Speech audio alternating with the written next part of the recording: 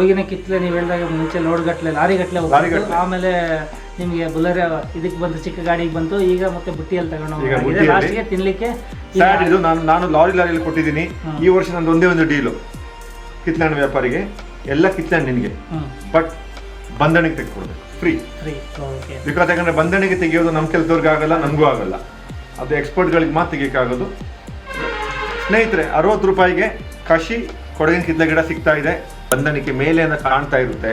ತೆಗಿಲಿಕ್ಕೆ ಯಾರು ಕಿತ್ತಲೆ ಹಣ್ಣು ಕುಯ್ತಾರಲ್ಲ ವ್ಯಾಪಾರಿ, ಅವ್ರನ್ನೇ ನಾನು ಕಾಲಿಡ್ಕೊಳ್ಳೋದು, ಹಣ ಬಂದು ತೆಗೀರಿ, ಅವ್ರು ವರ್ಷಕ್ಕೊಮ್ಮೆ ಬಂದು ತೆಗಿಯೋದು.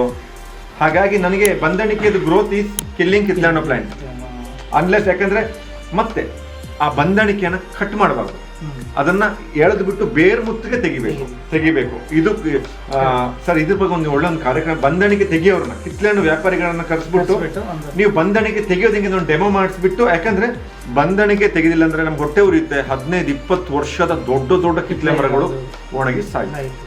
ನಾವಿಲ್ಲಿಂದ ನರ್ಸರಿ ತಗೊಂಡೋದ್ರೆ ಬಂಧಣಿಕೆ ಬಂದೇ ಬರುತ್ತೆ. This is my experience.